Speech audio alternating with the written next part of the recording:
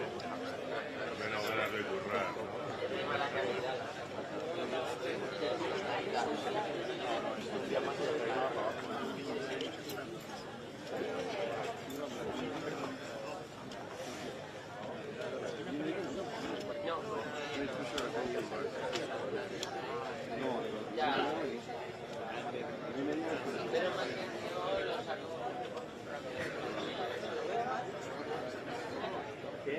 Ja. Volgens mij is het de premier. Volgens mij heb ik hem gesproken.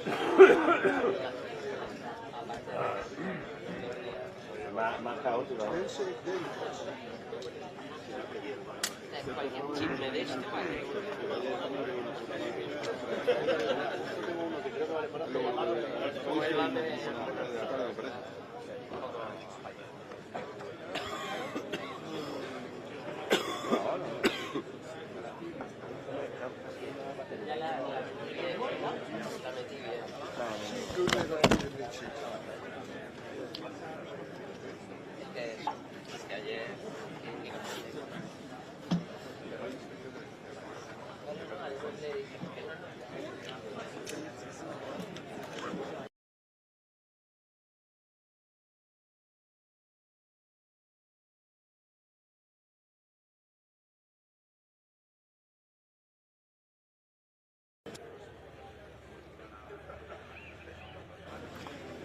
That's strange that we don't know.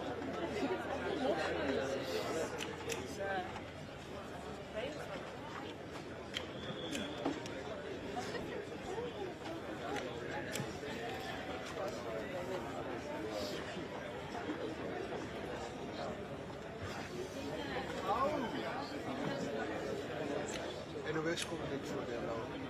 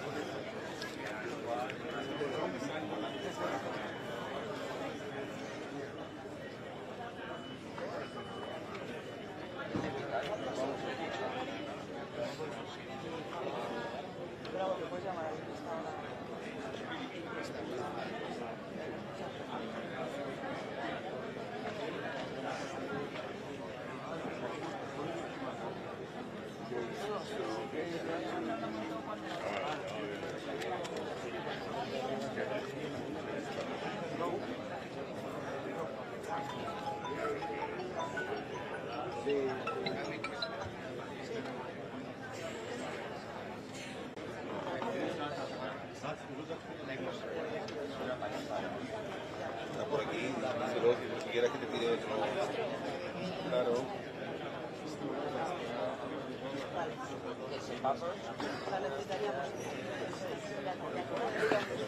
Ya luego decidís.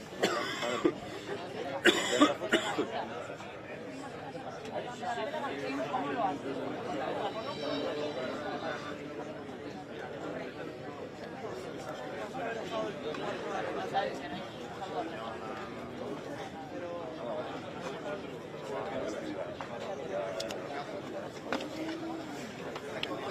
Toma, ¿y quieres subir para arriba un poquito la foto posible? Gracias.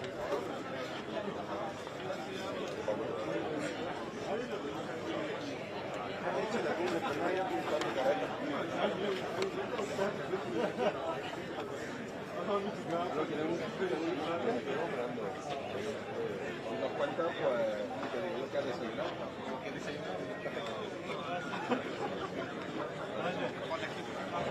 da tiempo. Bueno, es que estabais ya aquí. Pues hombre, habéis venido vosotras también.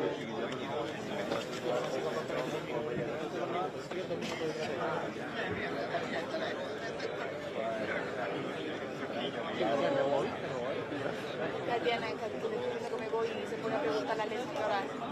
Hombre, te queda nada porque tú dices que me voy.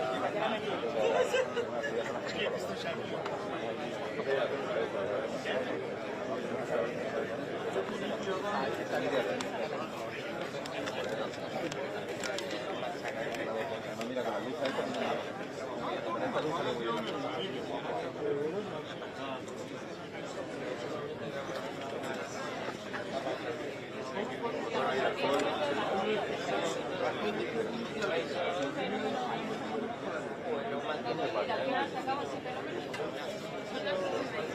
Mira para allá, no puedes hacer reloj.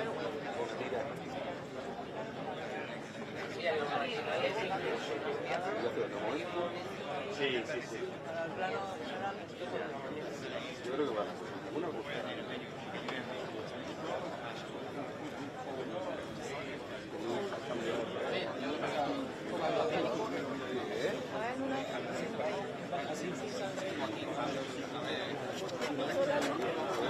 Entonces, ¿por qué tu marido entonces? Maybe in terms of, yeah, being pro-Western or pro-Russian, maybe in this terms, yes, but not in other.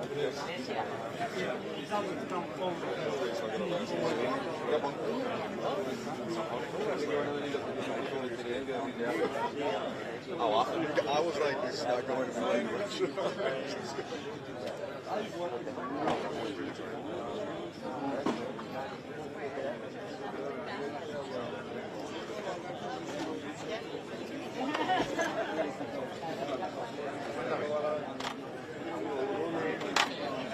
Guarrada.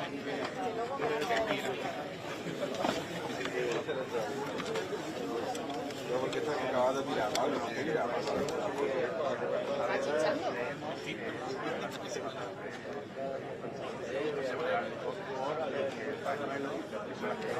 Yeah, so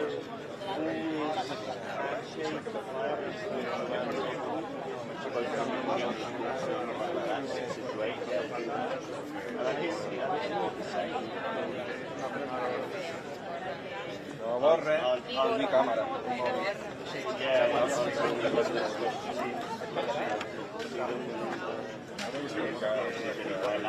Y salimos mejor y todo.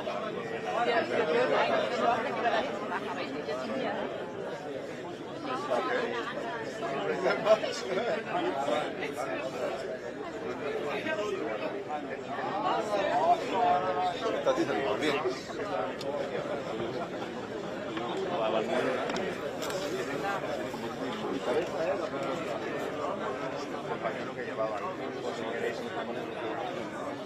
En medio no, vosotros en medio. Así sí.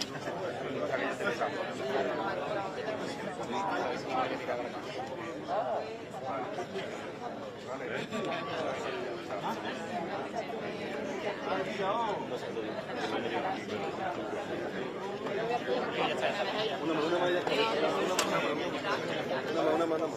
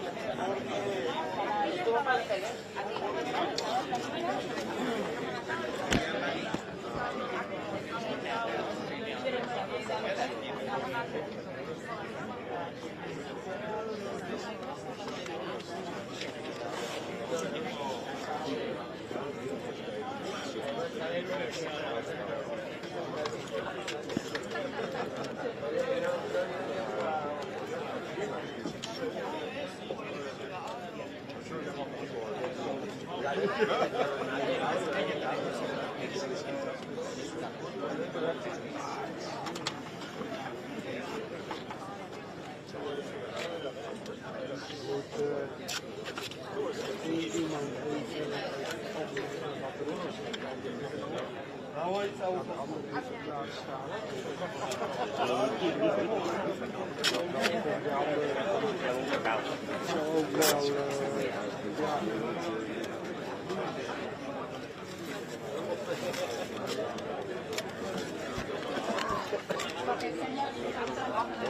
estás hablando?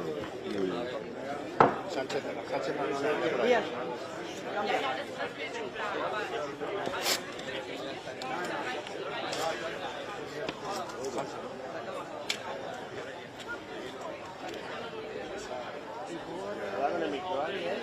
Lo tengo aquí.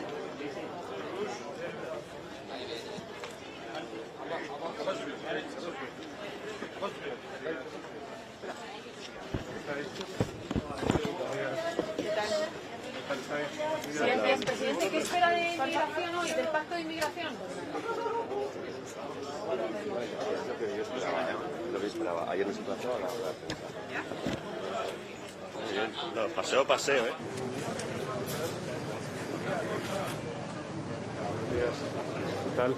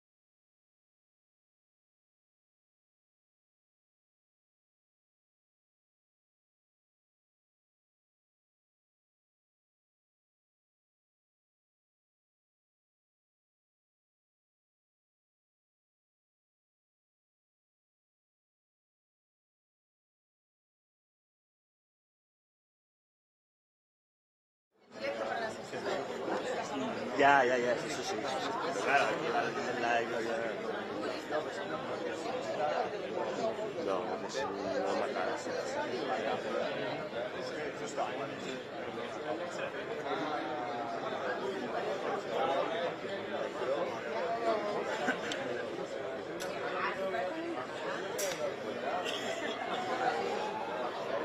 Sí, esto es raro. Es un zapatero.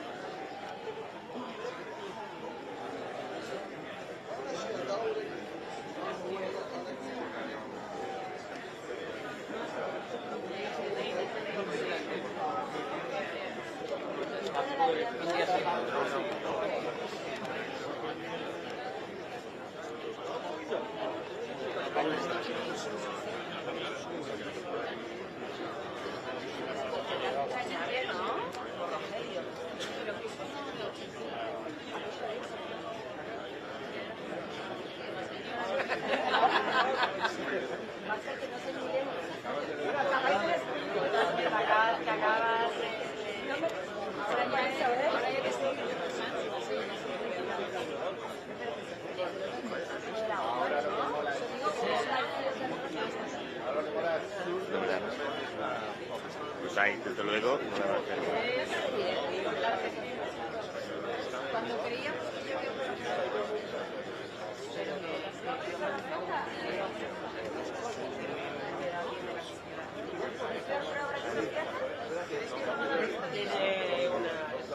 A ver, cuando es...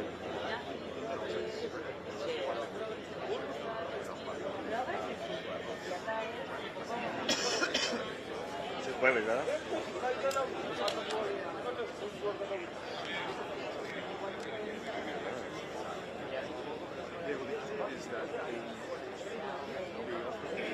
Jueves.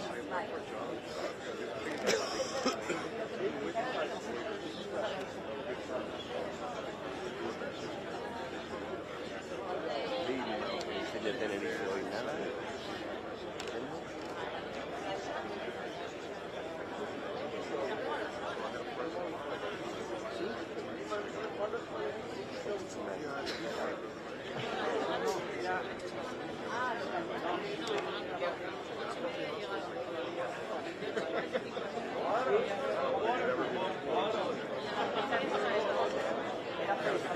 Ah, sí. Que es de la exposición, o de Leonor.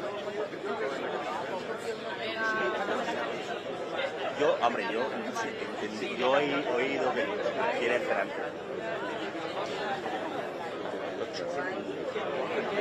La sociedad.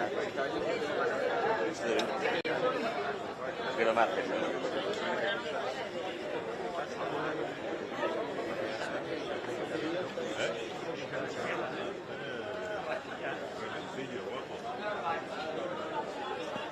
En un ratillo me voy a quedar a arrancar la piel, pero... La madre de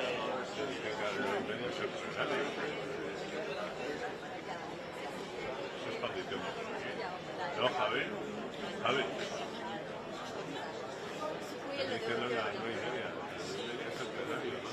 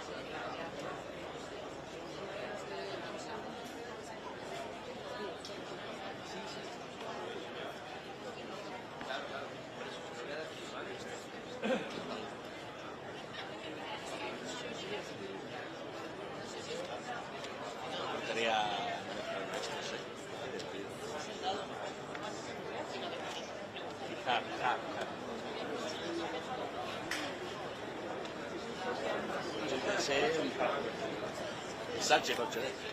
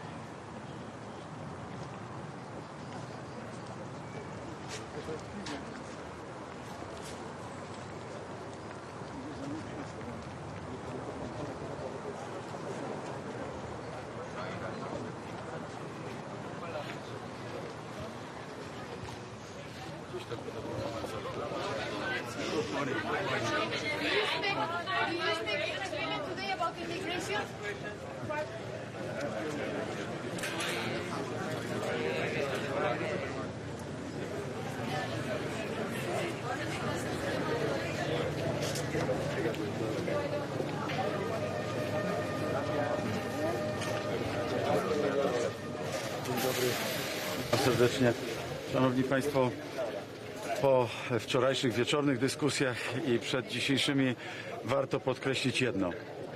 Europa staje przed zasadniczym wyborem, czy zgodzić się na masową nielegalną imigrację. Wszyscy tutaj przyznają, że partia Tuska zgodziła się w ostatnich dniach na poparcie paktu migracyjnego. To znaczy, że Europa chce wdrażać te rozwiązania. Gdyby partia Tuska doszła do władzy w Polsce, te rozwiązania będą wprowadzone. Nielegalni imigranci będą rozlokowani, jak to się mówi nie najpiękniej, dystrybuowani pomiędzy poszczególnymi państwami. Polska stawia takiemu stanowisku zdecydowane weto. Powiedziałem to wczoraj wielu premierom i co ciekawe, bardzo wielu się ze mną zgadza. Boją się tego dyktatu, który płynie z Brukseli i z Berlina. My się tego dyktatu nie boimy. Pokazaliśmy to już raz między rokiem 2015 i 2018, że niezależnie od procedur podejmowania decyzji w Unii Europejskiej w czerwcu 2018 roku doprowadziliśmy do tego, że w zapisach konkluzji Rady Europejskiej pojawiła się jednoznaczna wskazówka. Nie ma żadnej możliwości dystrybuowania nielegalnych imigrantów bez zgody poszczególnych państw członkowskich. To Polska wtedy wywalczyła. To było nieco ponad 5 lat temu. Przez 5 lat był spokój. I równo 5 lat później, w czerwcu tego roku, ponownie pod dyktando Berlina, Bruksela ze wsparciem partii Tuska zaczęła realizować tamten swój plan. Tamten plan, czyli przyjęcia nielegalnych imigrantów, a dla tych krajów, które nie chcą przyjąć nielegalnych imigrantów, nakładania drakońskich kar. Powiedziałem wczoraj kilku premierom, dzisiaj powiem to na sesji plenarnej, że Polska zdecydowanie odrzuca to ze względów przede wszystkim na bezpieczeństwo naszego kraju. Jak rozmawiałem o tym, jaka jest sytuacja bezpieczeństwa, czy we Francji, czy w Holandii, czy w innych krajach, to jasne stało się, że przyczyną tego braku bezpieczeństwa na ulicach są właśnie nielegalni imigranci. Proszę poczytać sobie raporty policji paryskiej czy policji francuskiej. 70% to są dane ich, to nie są dane nasze. 70% różnego rodzaju rozbojów, przestępstw pochodzi z tego typu źródeł, jak właśnie nielegalni imigranci. W Szwecji premier, z którym zamieniłem już kilka słów wczoraj, dzisiaj będę rozmawiał dłużej, premier Szwecji musi wyprowadzić wojsko, ponieważ policja już nie wystarcza. Do Marsylii ściągane są służby specjalne, a policjanci włoscy zostali pobici przez nielegalnych imigrantów. My chcemy spokoju, bezpieczeństwa i chcemy przewidywalności. Rząd Prawa i Sprawiedliwości jest przewidywalny. To, co zrobiliśmy 5 lat temu, tak samo i dzisiaj i na kolejnej Radzie, jeżeli taka będzie decyzja wyborców, będziemy bronili prawa Polaków do bezpieczeństwa. Dziękuję bardzo.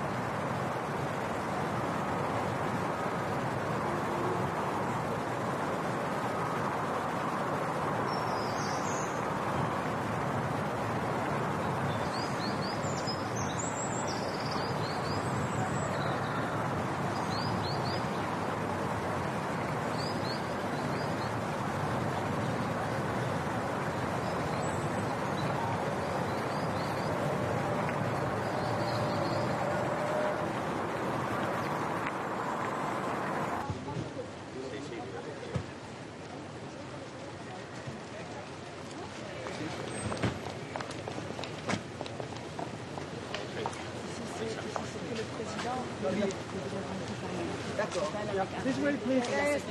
Bonjour. Comment vas-tu? Alors, bienvenue. Ça va, ça va. Et vous, tout préparé? Très bien. J'espère avoir un bon conseil. Vous allez, vous n'allez pas. Alors, vous savez pas. Ici, s'il vous plaît.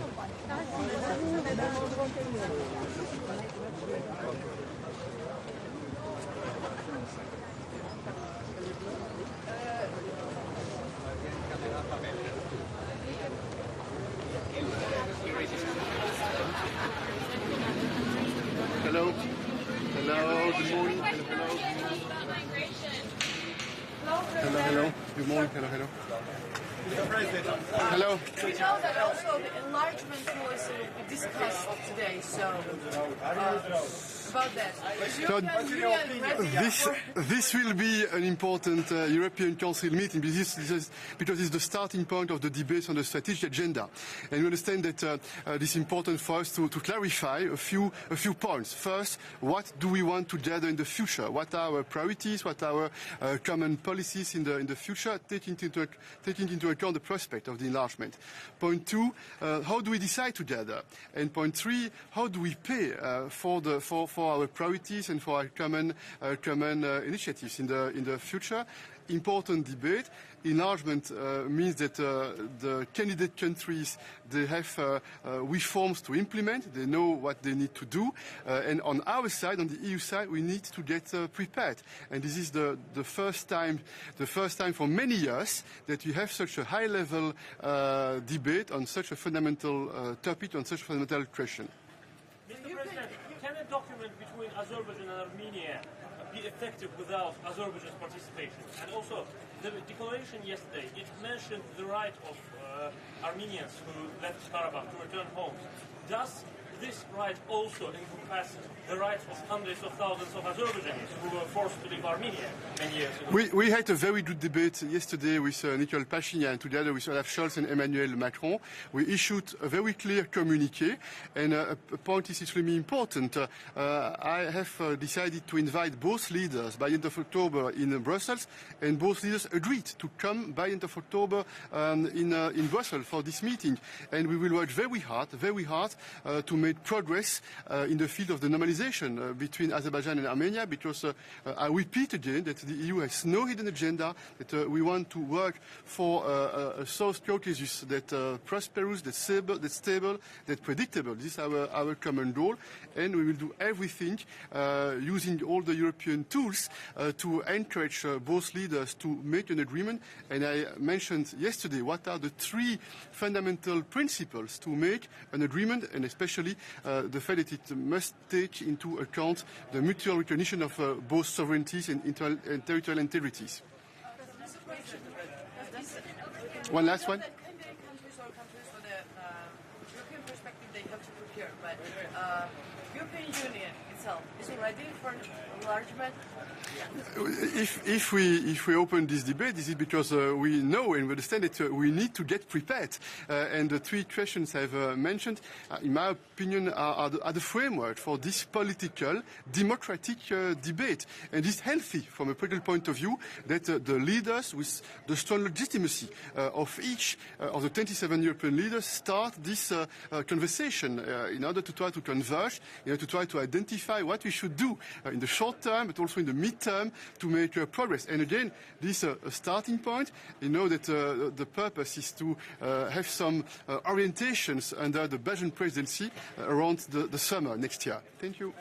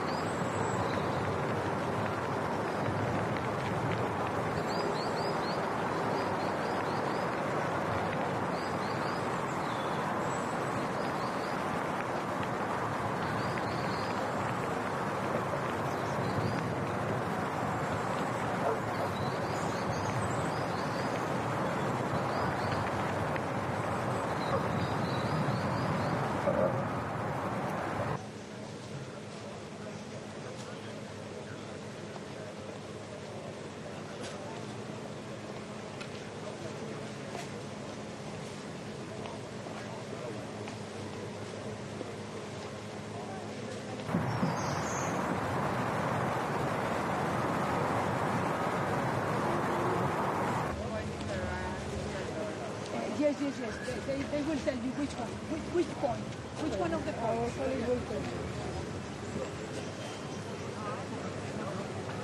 Sí. ¿Te han dado lo que hay de esto?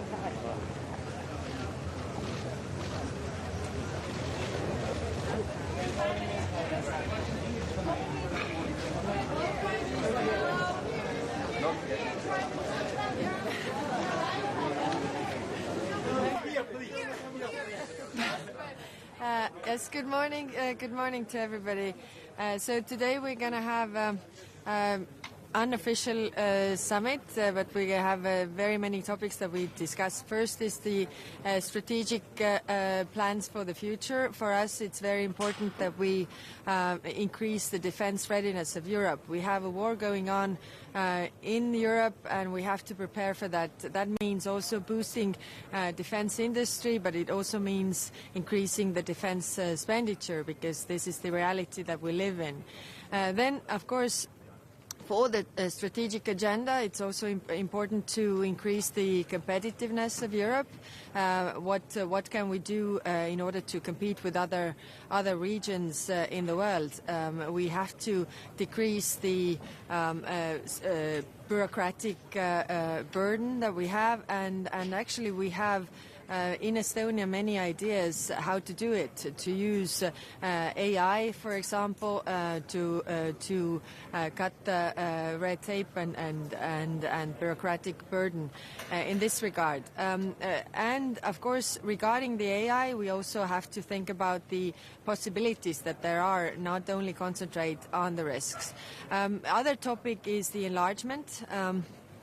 Definitely, we are supporters of the enlargement, because, again, if we look at Europe competing with other regions in the world, then we would all benefit from the enlargement, which means that there's a convergence with those countries that are not in the European Union. We are a positive example of this, how being in the European Union, actually the prosperity of our country has increased, and the prosperity of our people as well. It is also in the interest of Europe that those countries make the reforms, rule of law, democracy, getting rid of corruption, which is also for the whole economy a better way to do it. So we are supporters of enlargement, and we will discuss this. And of course, the last topic, but not least, is the migration pressure. Yesterday I had long discussions with our colleagues from the south, describing the situation, and we definitely have to think what we can do about this, and have a strategic plan regarding also the migration and the agreements that we have with third countries. Thank you.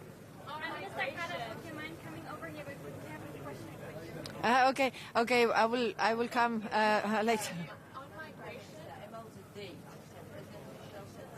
President said 2030 is a possible date of expansion. So what is your position? I think there are two sides. One is the side where the European Union has to be ready, and there I think we have to do everything on our side. If the countries fulfill the criteria, then we move on with the negotiation process. It can't be so that, the countries to their side, and then we say that, oh, but we are not ready. So I don't know if the 2030 seems like very far away. I think we have to move faster than that on our side to be ready. And do you support Georgia's candidates? We have been supporting all the countries that really want to join European Union if they do the necessary reforms and take the steps like we did. We had a lot of very difficult reforms that we had to do. It required a lot of will from the public to endure this, but we did it, and I think nobody is expected to have any discounts in this regard. Okay? Okay? Quick question on enlargement. Enlargement, should that be a process that should be speed up, or should it still be merit-based? Of course, it has to be merit-based, but I also think that we have to speed up. It has been very many years since the last member was accepted to the European Union.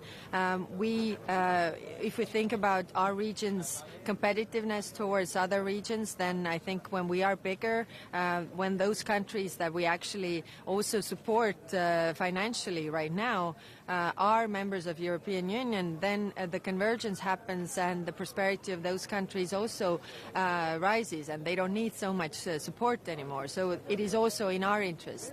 It is also in our interest that those countries make the necessary reforms, get rid of corruption, rule of law, all of this that actually invites investments to their countries.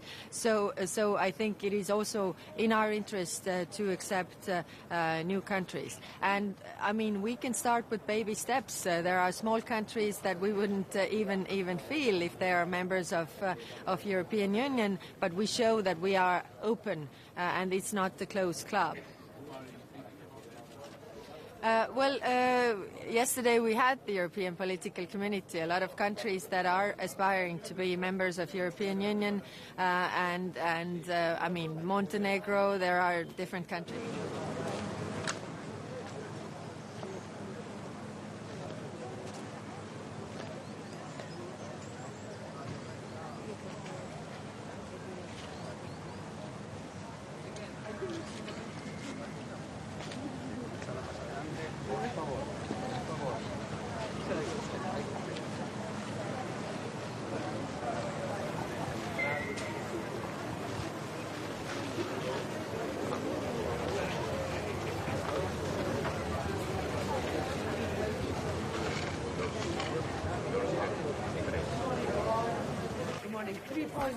From my end, which I will make in the exchange of views I will have in 5 minutes this morning. First of all, very happy that we finally, after decades, have a package of migration that is workable. It is something our citizens wanted.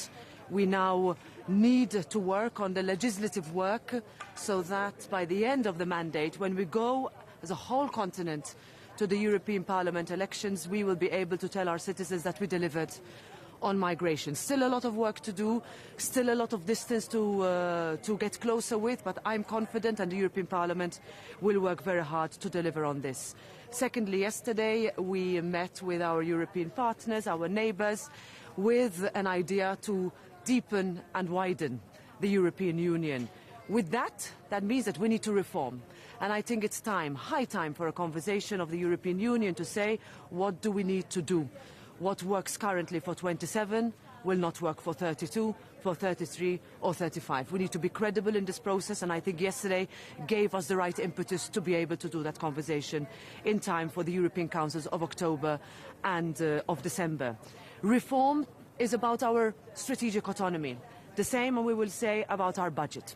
So I will talk also about the need for a revised, clearly, credibly revised multi-annual financial framework. Our priorities have changed since the invasion, since the energy crisis, since the pandemic. The whole world has changed. The way we target our budget needs to be one that is fit for purpose. Okay, thank you. Well, we have to wait for the reports that will come on each of the countries. Once, this is a very clear position of the European Parliament, once all conditions are fulfilled, then we should go to the next step. And that means that with positive reports, we should be able to open accession negotiations. We'll have a look at Ukraine and Moldova. We have to look at the Western Balkan countries. We owe it. We cannot just come here and meet with our colleagues from all those countries and then leave again and only meet in a year. That was my commitment, and I'm sure it's a commitment of all my partners as well. Is waiting for next step, and this next step is a candidate step. Do you support? For us, it has been always very clear that once the conditions and the next steps are fulfilled, then yes, nobody should be left behind. Okay, thank you very much. Thank you.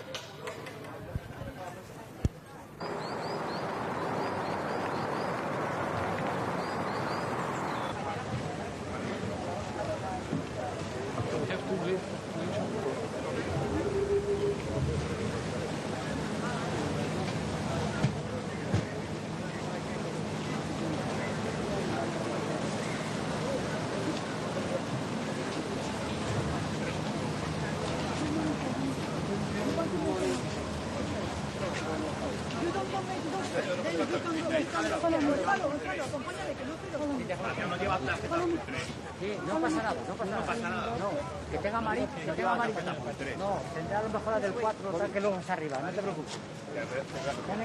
No lleva acreditación. Yo de culto, sí. Good morning. Are you okay? Well, today, European Union Council. Leaders will discuss on the strategic issues, strategic agenda, and I think that the focus will be put on two big issues, enlargement and migration. On enlargement, we have to work in a tailored approach. There are 10 candidates, and each one needs a specific approach. So we have to work in a tailored approach with a clear mind for pushing for adhesion much quicker than in the past. Ukraine has become a candidate, is coming the last, is pushing all the ones who were waiting before. So the queue will start moving, and moving quickly. But each one will need a tailored approach. That's very important. Secondly, migration. On migration, there is this 10-point action plan that President von der Leyen drafted on the last meeting in Malta. For me, there is one specific tasking, which is to use our CSDP capacities, missions, Navy missions, and inland missions in order to fight against smuggling, to fight against human trafficking, and to avoid human beings being weaponized. Because we have seen that. We have seen people being pushed against the borders in order to create problems. So I will have to think about what an offer in order to use maybe IRINI operation capacities, because IRINI has also the tasking of fighting against smugglers in order to provide information and in order to try to control the traffic of human beings. But for that, I need certainly the agreement of Tunisia, because it has to be done on territorial waters of Tunisia, and the mission was conceived for Libya, and now if we have to shift to another territorial scenario, we need certainly the agreement of this country. And secondly, we can think about the deployment of advisory border controls. We have in several parts of the world. We could imagine to organize it also in order to support the control of the borders, not only in the Mediterranean, but also in the south. In the south, it means with the Sahel. This is going to be a difficult task, but certainly, responsible of the common security and defense policies, I'm ready to consider this possibility. On migration, we have to attack the root causes of migration. People move because they have to move. They have to move because they are in danger, and in this case there are asylum seekers, on the move because they look for better opportunities. And the European Union has to offer a common position. It seems that now finally there is an agreement on that. So let's see if today certainly we can agree on a common foreign and security policy and doing our best to implement it. Would you say that Tunisia is already dead before it has really started? The idea before it started? What do you mean by that? You're not taking the money, so how do you want to work with it? Well, you know, we don't need the money to deploy a mission that fights against trafficking. The only thing we need is the permission to operate on their territorial waters. But the question behind is really whether Tunisia is willing to cooperate. Do you think they are going to? There is a memorandum of understanding which was signed. There is association. We have an association agreement with Tunisia, which I chair, and my plan is to call for a meeting of the association council with Tunisia before the end of the year. Because this is the place where we discuss with Tunisia about how do we cooperate on everything, including migration. Migration is not an isolated problem. There is no migration in one side and all of the problems in the other side. You have to have a broader scope, putting migration in the center and knowing that it affects all policies. Root causes means to fight against underdevelopment, on the fact that women have a too high rate of fecundity, empowerment women. It is a multidimensional problem. You cannot fight migration just migration. Migration has causes. You have to deal with the causes of migration. But what is your reading on what happened in Tunisia, what the president said? Is he just playing the EU? Is he trying to get a better deal?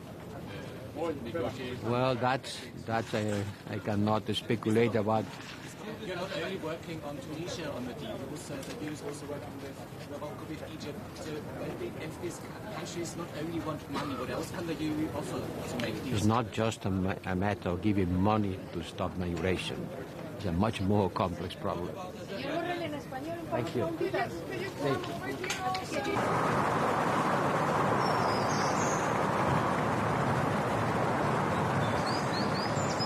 Is here. Put the microphone. Sí. El pacto de inmigración hoy acaba de decir aquí el señor Orbán que no cree que ni hoy ni en los próximos años. Bueno, que yo sepa, ya ha habido un acuerdo a nivel de los ministros de Interior con una fuerte contribución de la presencia española. Ha habido ya un acuerdo a nivel de ministros, que es donde se toman los acuerdos. Aquí se ratifican, aquí se definen las grandes líneas de acción, pero llegamos a este Consejo con un acuerdo previo alcanzado a nivel de ministros. Yo no sé lo que va a hacer cada país en particular, pero Europa necesita un acuerdo en política de migración y de asilo que nos permita no solamente parar a los inmigrantes cuando ya están poniendo en riesgo sus vidas, sino antes, y atacando las causas profundas de la inmigración, que son básicamente el subdesarrollo, la falta de empoderamiento de la mujer, la desigualdad de género, el cambio climático, todo eso. La migración no es un problema aquí y todos los demás problemas allí. Es la consecuencia de muchos problemas y hay que atacarlos juntos. Y eso es lo que el Consejo va a discutir hoy sobre la base de un acuerdo alcanzado ya por los ministros. Gracias. So what's the high about the future expansion? President Michel said that the possible date for future expansion is 2030. Is it realistic at all?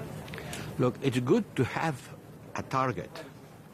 It's good to have an horizon. This is a political horizon. The purpose of fixing a date is just to mobilize political energies in order to start moving. And, you know, it's good to have an horizon, it's good to have a target. It doesn't mean that this has to be the precise date. If we don't have a horizon, well, people start thinking that, okay, we have time. Yes, we have time. No, we don't have time. We have been lasting too long for the enlargement process. Now Ukraine has coming as a new candidate. He's pushing the queue, and the queue will move, and will move quickly. Thank you. European Parliament adopt resolution on Azerbaijan situation in Karabakh. What do you think about this and how it's affected with upcoming strategical deal, which is EU still negotiating for a few years? Do you think now the important thing today is to take care of the people that had to leave Karabakh? There is an urgency, and the urgency is a human urgency. Then for something of people that need support. Humanitarian support. Again, what the European Union is trying to provide. My colleagues in charge of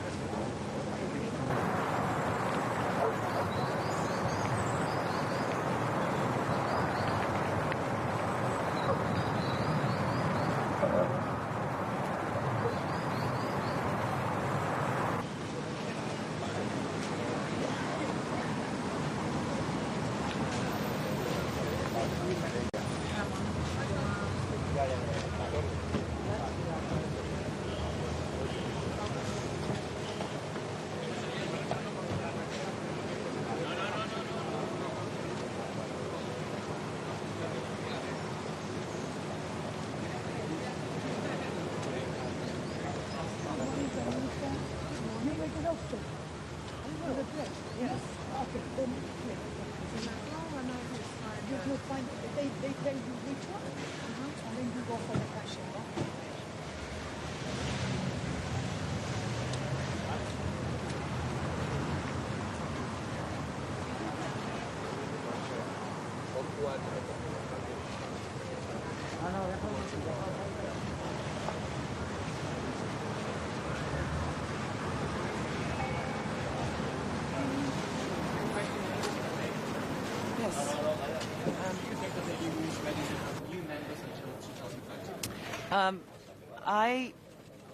We today will address our future priorities for Europe and enlargement. For Latvia, our main topic and main priority will remain Ukraine. We believe that we must support Ukraine financially, militarily, and politically. But in the same time, there are other issues that are important to our society, such as high inflation rates, illegal migration, as well as other issues. I believe that we can today address as well these issues. And if we speak about enlargement, I believe this is a new possibility for Europe to become much stronger, prosperous, and safer. Thank you. Thank you.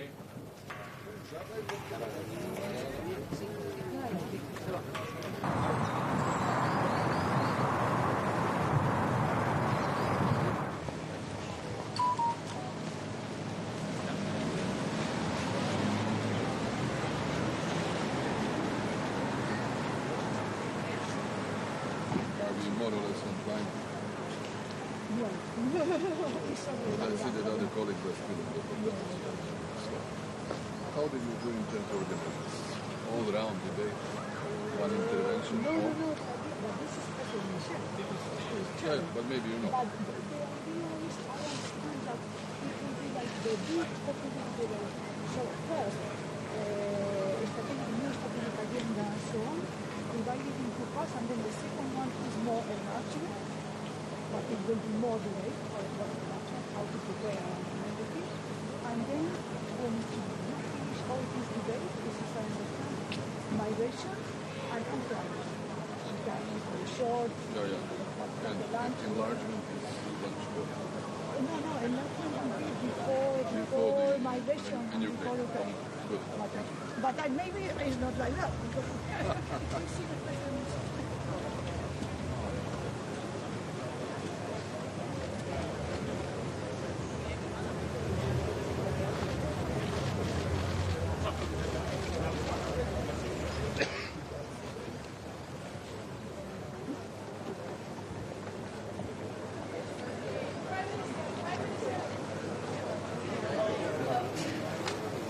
Tell me. Very well, how are you? It's one of the key issues on today's agenda. So is European Union ready for enlargement? And President Michel has mentioned that it's going to happen like for 2030. So what do you think about it? Well, it's very good that today's Granada Declaration will include a paragraph on enlargement. And the language which we will agree upon is positive, it's open towards the process of enlargement. And I think that the message that we shall send today in the current context of many external pressures on the European Union, first coming from the East, the Russian aggression against Ukraine, the illegal migration pressure coming from the South, North of Africa, or Eastern Mediterranean through Eastern Mediterranean route, are also an element that will influence the dynamic of the process of the enlargement. And therefore what President Michel said, I think a month and a few days ago in Slovenia, he said that by 2030 the European Union member states and the countries who are candidates should be ready for 2030. So I think it is a signal that we all have to work. Given that Croatia is the last country that has entered the European Union, now already 10 years ago, we are helping all of our neighbors in Southeast Europe, but also to Ukraine and Moldova in particular, with our knowledge and the transfer of know-how, how to better prepare, how to adopt the acquis communautaire efficiently, how to build the institutions, and also how to negotiate the process of enlargement.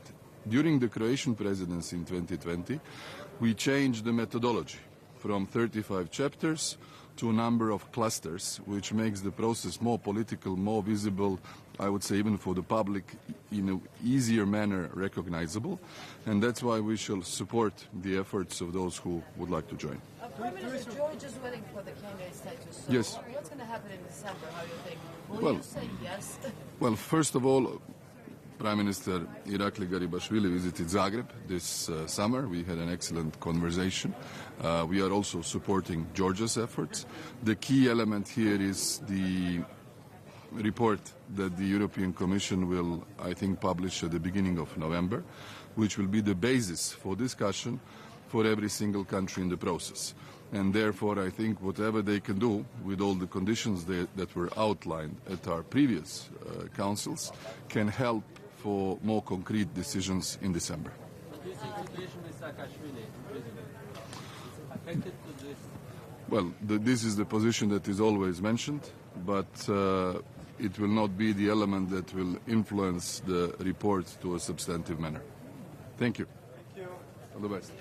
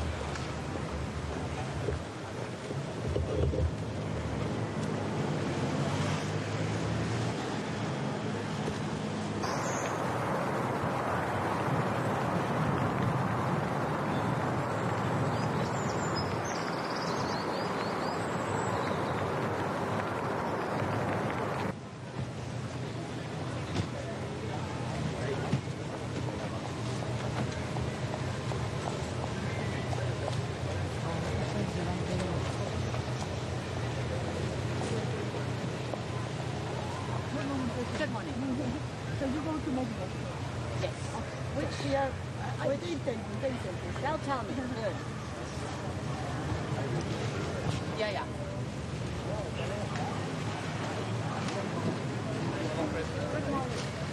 The camera in the middle is free and live. One in the middle is Okay. Yes. I was asked to go to the camera in the middle. So what I'm going to do now. So, good morning. Good morning. Today is the day of the European Council, and we will certainly first of all take stock of our strategic agenda, the strategic agenda since Versailles, and here mainly three topics. The first one is security and defense. Here the Commission will come forward in the next weeks with a defense industry strategy. Then the second topic will be a look at energy. We have moved mountains since Versailles. What energy security is concerned, it's amazing to see how we got rid of our dependency on Russian fossil fuels, but also the huge leap forward in the investment in renewable energies. And the third element will certainly be the resilience of supply chains. Here too, a lot has happened. The buzzwords are CHIPS Act or the Critical Raw Materials Act. This is taking stock of the Versailles agenda. Then, of course, there are other issues we will look at. For example, enlargement. Here, all of us, we have homework to do. Of course, the candidate countries have to do homework to access the European Union, but we as a European Union have also to do homework insofar the Commission will work on different policy reviews in different fields so that we can make sure that we are ready also for enlargement. And finally, migration. In migration, first of all, 2 days ago, we had a big success with the agreement in Council for the crisis management, because this was an important piece of the puzzle, the whole puzzle of the Migration and Asylum Act. So now the probability is very high, and I'm confident that we will bring it over the finish line. But there's also the operational work, very strong. The short term, this is the work on the 10-point plan from Lampedusa. And the mid-term work, this is, for example, agreements like we have it with Tunisia. And here is important that we also look at the structural improvements, comprehensive partnership with the countries of transit or of origin, investment in these countries, and also the establishment of legal pathways and humanitarian corridors. The better we are with legal pathways and humanitarian corridors, the stricter we can be and have to be with the return of those who are not eligible for asylum.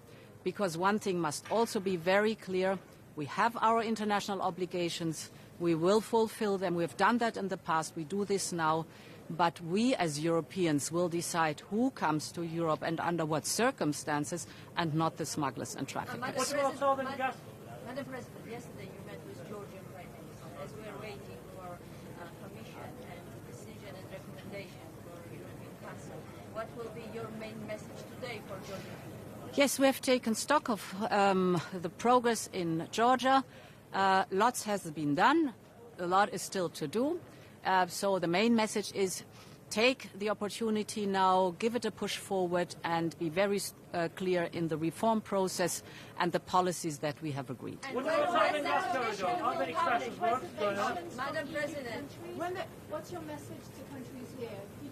Countries who have reservations about cost and also about reforms that need to be done within the Union. I did not get the first part of your question because everybody was. Reservations about enlargement. We're hearing worries about cost, but also about the reforms that are needed to make the Union more. We have a long history of enlargement, and yes, I understand that those who join the European Union have to be ready to join. But the experience of enlargement in the European Union was that it was always to a tremendous benefit for both sides. Not only the accessing countries benefited enormously, the living standard was rising rapidly, but also, of course, the European Union benefited enormously from accession. Our biggest strength is our single market. The enlargement of the single market is always a huge added value for all of us. Madam President, report would be present.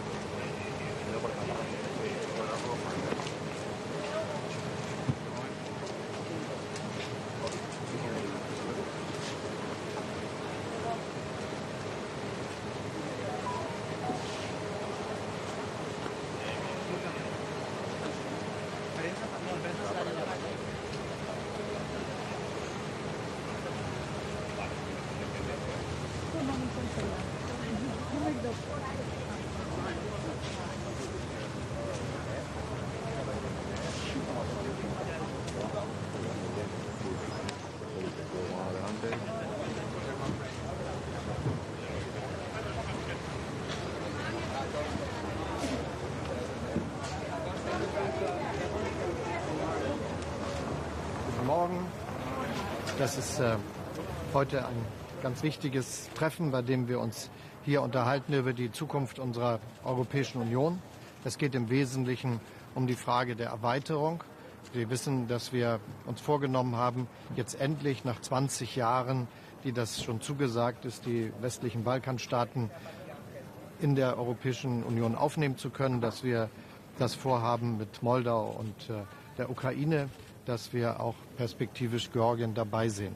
Aber alles das macht auch klar, dass wir uns nicht nur mit den Fragen beschäftigen müssen, der Beitrittsprozesse dieser Länder und inwieweit die Voraussetzungen für den Beitritt und wann sie jeweils gewährleistet sind, sondern dass wir auch die Europäische Union selber zukunftsfähig machen müssen. Das betrifft ganz besonders Entscheidungsstrukturen. Ich habe in Prag in einer Rede zu diesem Thema versucht deutlich zu machen, dass es dann nicht sein kann, dass etwa in Fragen der Außenpolitik oder der Steuerpolitik es immer bei Einstimmigkeit bleibt. Wir müssen dann auch mit qualifizierten Mehrheiten Entscheidungen treffen können, damit die Souveränität und Handlungsfähigkeit der Europäischen Union gewährleistet ist. Die Bürgerinnen und Bürger erwarten ja auch, dass wir da, wo Probleme sind, sie lösen, dass wir etwa nach außen hin auch handlungsfähig sind. Und das ist etwas, was wir dann auch sicherstellen müssen. Das gilt auch für Fragen der Governance. Umso mehr Kommissarinnen und Kommissare, umso mehr muss man sich auch überlegen, wie das denn alles vernünftig gemacht werden kann. Man kann ja nicht einfach immer quasi die Regierung erweitern und neue Ministerien erfinden. Da wird man also eine pragmatische Lösung finden müssen. Und für uns in Deutschland spielt natürlich auch immer die Frage, wie viele Sitze hat unser Land im Europäischen Parlament als großes Mitgliedsland. Das wird uns auch bewegen in den nächsten Jahren. Darüber kann jetzt diskutiert werden. Und das gilt dann natürlich auch über die finanziellen Fragen, die damit dann irgendwann verbunden sein werden. Jeder und jede weiß, es ist so, dass es dann nicht dabei bleiben kann, dass alle Länder, die heute Nettozahlungen empfangen, darauf rechnen können, dass das in Zukunft so bleibt, sondern sie werden dann zur Finanzierung auch von Wachstumsprozessen in den Beitrittsländern mit beitragen müssen. Auch das muss ja gemeinsam vorangebracht werden. Also aus meiner Sicht ist das hier ein guter Ort, um diese Fragen, die für die Zukunft Europas von großer Wichtigkeit sind, einmal ohne den Druck einer Entscheidung diskutieren zu können, damit wir die richtigen Grundlagen für das haben, was wir uns für die Zukunft vorgenommen haben. Sind Sie bereit, diese Dinge auch anzuschieben, indem Sie Druck machen? Weil im Prinzip stimmen ja viele zu, aber jeder Einzelne will halt seinen Punkt nicht abgeben, sei es die Agrarsubvention, sei es das Vetorecht. Da muss ja irgendwann auch ein Streit kommen, der das am Ende durchführt. Ich bin froh, dass wir so früh diskutieren, weil ja ganz offensichtlich ist, dass da viele Fragen auch nicht ganz einfach zu einem gemeinsamen Ergebnis gebracht werden können. Das ist nicht weiter schlimm. Wir sind alles erwachsene Leute. Da muss man Probleme auch diskutieren und auflösen können. Aber das muss jetzt diskutiert werden. Und das war auch der Grund, warum ich sehr weitreichende Aussagen gemacht habe, sowohl in Prag, wo ich die Gelegenheit hatte, eine europapolitische Rede zu halten, die ganz bewusst auf das gezielt hat, was wir heute hier beraten. Und ich bin ganz froh, dass in dann doch so relativ kurzer Zeit daraus ein Diskussionsprozess entstanden ist, der in ganz Europa stattfindet, rechtzeitig, weil das ja nicht nächstes Jahr ansteht und übernächstes Jahr, aber doch bald. Und deshalb darf man nicht immer die Dinge vor sich herschieben, weil die so kompliziert sind, wie ja eben auch geschildert worden ist. Und das Gleiche gilt für das, was ich dem Europäischen Parlament bei meinem Redebeitrag habe darlegen können. Wir müssen schon genau gucken, wie können wir dafür Sorge tragen, dass unser Europa souverän ist, dass es seinen Platz hat in der Welt und die Probleme, die die Bürgerinnen und Bürger haben und wo sie erwarten, dass Europa die Antwort finden muss, auch Europa die Antwort findet. Schönen Dank. Schönen Dank. Ich muss jetzt arbeiten. Mr. Chancellor, why didn't Germany want...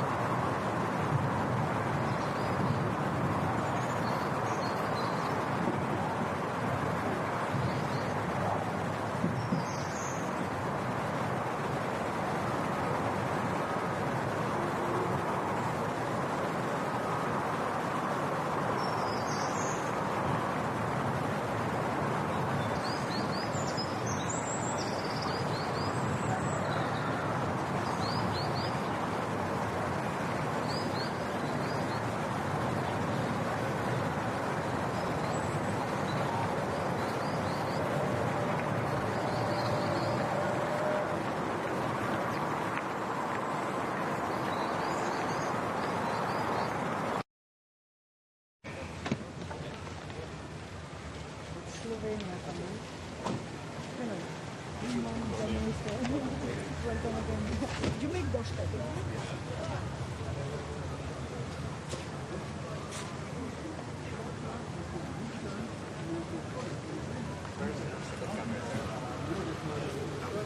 Okay. Se va la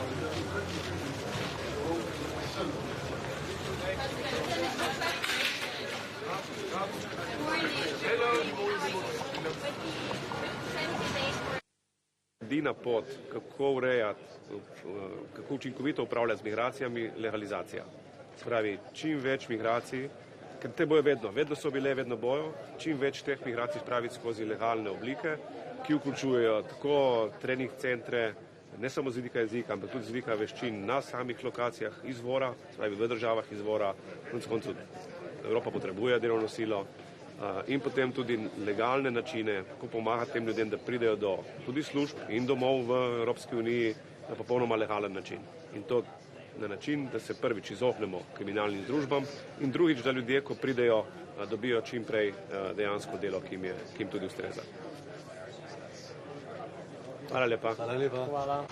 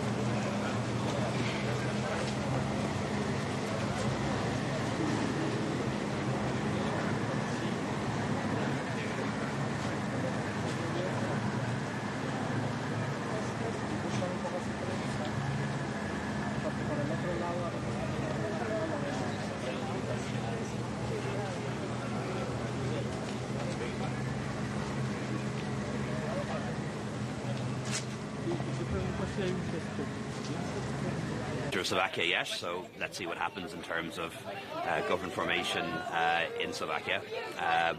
That ultimately is going to be a matter for the Party of European Socialists, and I think it'll depend on how he performs as Prime Minister, if he becomes Prime Minister.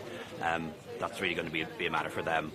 But I just hope there won't be a double standard in terms of what they would have said about us.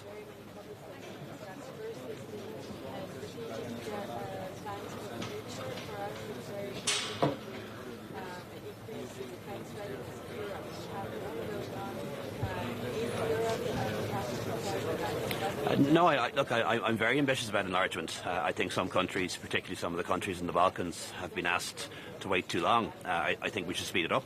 But I also think we need to be honest and realistic with people about how long it takes. You have to meet certain standards to join the European Union. You have to get to a certain level in terms of the economy and governance and law. And we can't short-circuit those things or shortcut those things.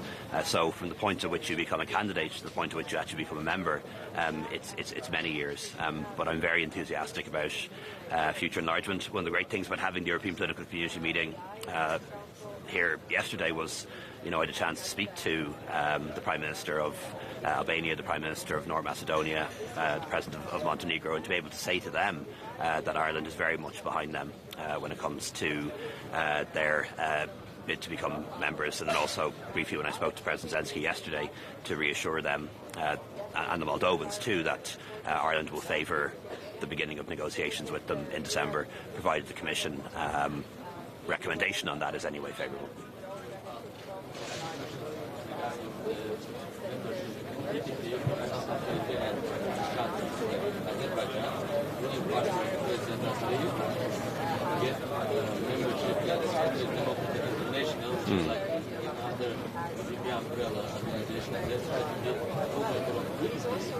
What do you think? If it's really possible to get unions and generally one for democracy and accountability, it's fair to accept their membership in such a powerful European. Yeah, I'd have to double check on that. I don't think Aliyev's party is in the EPP. I've certainly never met him in EPP. CDI. Yeah. Okay. Yeah, look, I think that would be very difficult. I haven't seen any application for them to join the EPP, and as you know, Azerbaijan's outside the European Union, so I think you could only even become an associate member in that circumstance. So I'd have to double check. Look, I think given the events in Nagorno-Karabakh and Armenia, that would be extremely difficult. Had a chance to meet the Armenian Prime Minister there yesterday. It's a very difficult situation. Almost the entire Armenian population of Nagorno-Karabakh has had to leave. That's very distressing, I think, and Armenia is now dealing with a very big refugee crisis. And one thing I think we need to stand over as EU is that the territorial borders of Armenia must be respected. Those are the borders that have been in place and internationally recognised since the end of the USSR, and I think they have to be respected. Okay, thanks so much, everybody. Thank you. Faut que je retrouve ce groupe. Ah mais je sais pas de quel.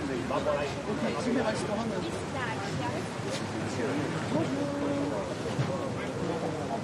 Ça va.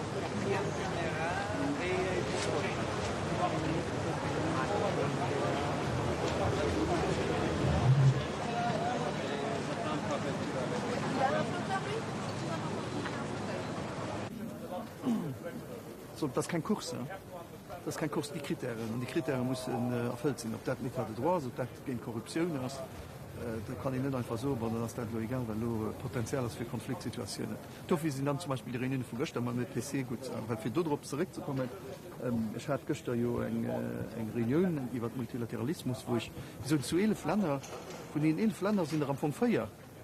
Das wo Liechtenstein, das wo Schweiz, das wo nee, nicht Liechtenstein, das wo San Marino, das wo Schweiz, das wo Lützeburg, an Irland, an dann Irland heinst du einfach mehr kompliziert, man Good Friday Agreement. Aber all die anderen Länder haben potenzielle Konfliktsituationen. Das wo Georgien, das wo Kosovo, das wo Armenien, das wo Lettland, das wo Litauen, das wo Zypern, das wo Griechenland, das heißt, sind eigentlich viele Länder, die aber mit ihren Operen Probleme haben. Da sind die EPC wichtig, an Armenien Prämisse, dass zum Beispiel wie wichtig für hier auf die EPC auch können zu kommen. Dafür schon die Daseinsberechtigung als bestätigt. Zurück zur Reform von der EU.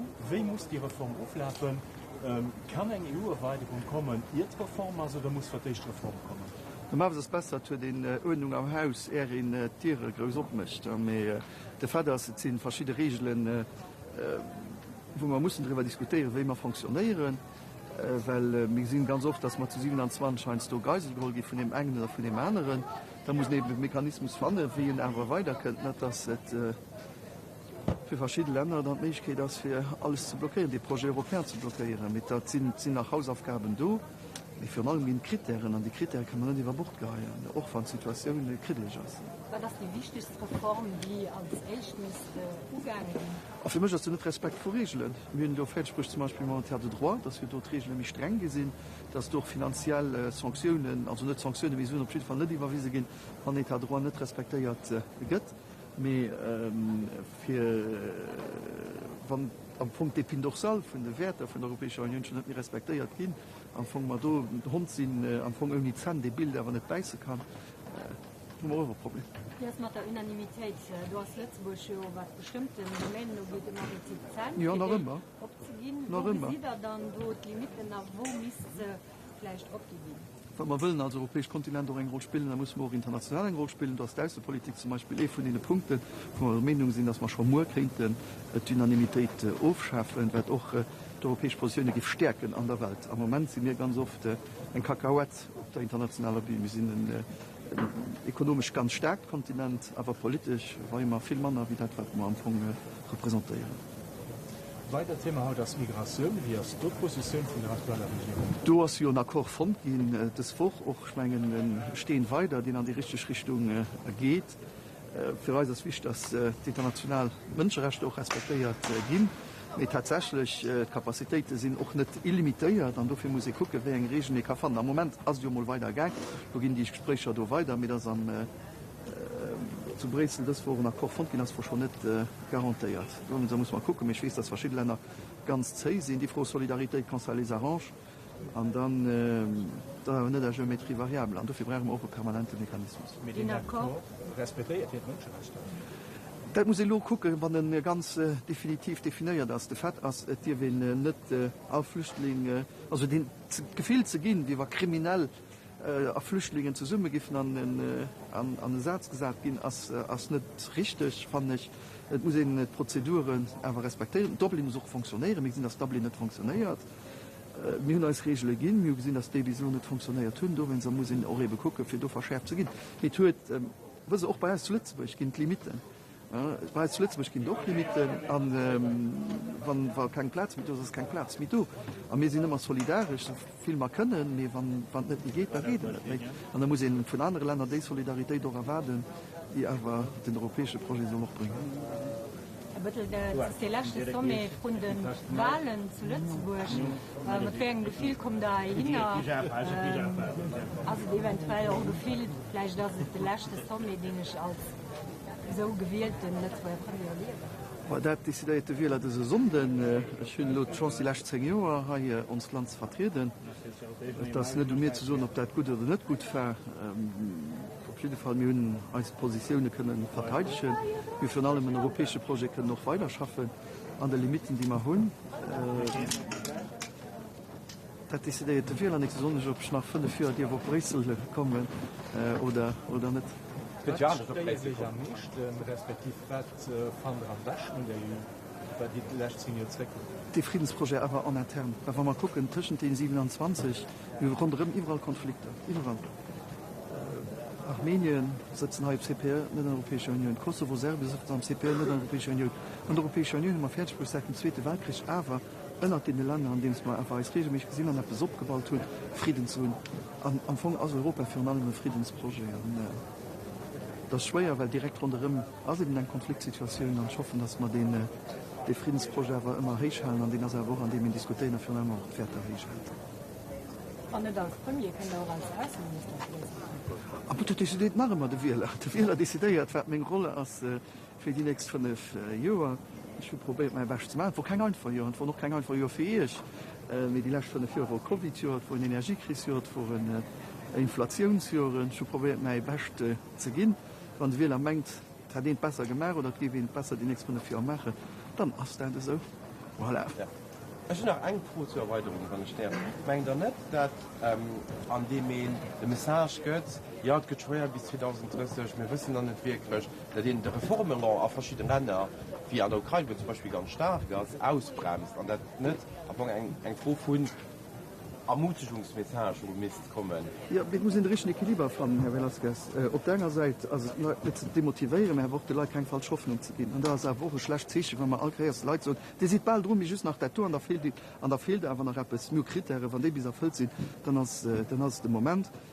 Die wisst, depuis le début, gehören zu denen, die nicht dafür sind, die sind nur Kriterien, wir müssen die Kriterien respektieren, haben wir noch verschiedene interne Regeln, die müssen vielleicht verbessern, eher just Familie groß abmachen, weil das bringt doch Probleme mit sich. Aber wie realistisch ist das, dass man Dynamität geschwind aufschaffen an der Außenpolitik, weil es keinen Sinn machen mehr? Ja, im Moment ist es ganz schwer, und im Moment ist es vor allem für mich wichtig, dass wir fertig bringen, die Änderungen zu machen, wo wir keine Tätigkeitsänderungen brauchen. Weil du weißt ganz genau, wenn man eine Tätigkeitsänderung braucht, da braucht man eine Unanimität.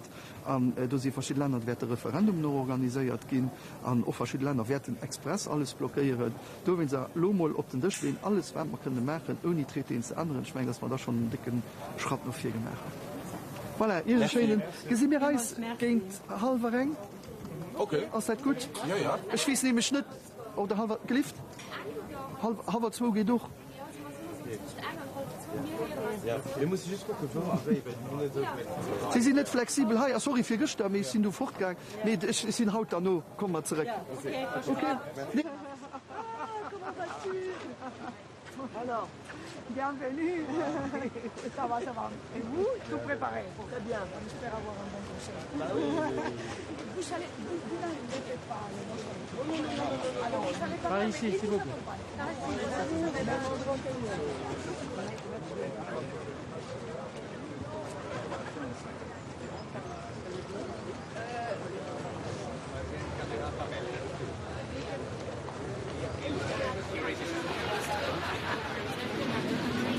Hello.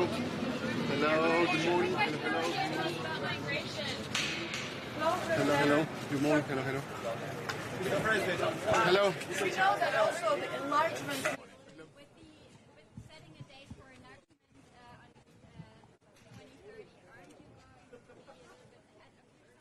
I think it's very important to set a date under my own responsibility, not more than that, but I can observe that more and more actors are supporting the idea that a date is useful. Useful why? Because this is an encouragement to work very hard on both sides.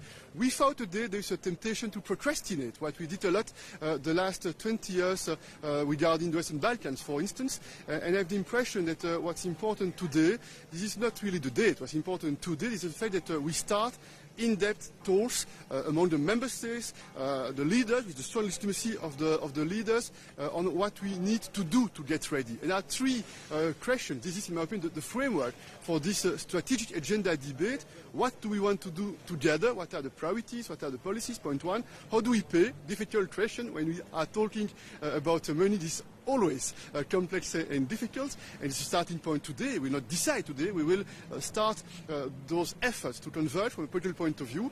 And finally, how do we decide together, to make sure that we are ready and able to act or to react when needed. This is the framework for, I hope, a good debate that will take place today. And under the Belgian presidency, we will work further. And the goal is to have some concrete principles, orientation for the future around the summer next year. Finnish Prime Minister just earlier said that enlargement is a geopolitical necessity. Is this element getting stronger compared to the traditional criteria? Look, let's be frank. The recent years, we have observed a certain form of serious difficulties, even to address the topic, even to discuss the topic at the level of the leaders. And we have understood with this war launched by Russia against Ukraine, it's not possible anymore to procrastinate. This is possible anymore to turn blind eyes. We need to address, to tackle this question. It doesn't mean that this is easy, because across the European Union there are different opinions, sensitivities, and this is the European democracy. We show respect for this reality, but this is not because this is difficult that we shouldn't address. On the contrary, this is difficult, but I think that we have the political strength to address such a topic and to make decisions. What is more important for you, the geopolitical dimension or the merit-based process? No, this is very clear. This is a merit-based process. This is extremely clear. And because it's a merit-based process, this is good to set a date, because with a date, it will encourage everyone to work in order to fulfill commitments. But if it's necessary from a geopolitical point of view, wouldn't it be also possible to become member and reform inside the EU? I'm very clear, and I have been very clear. This is a merit-based process. It will remain a merit-based process. But there is no position between a date and a merit-based process. On the contrary, a date is an encouragement to make sure that the conditions will be fulfilled by each side within the EU, but including with the candidate countries. Thank you. Merci beaucoup.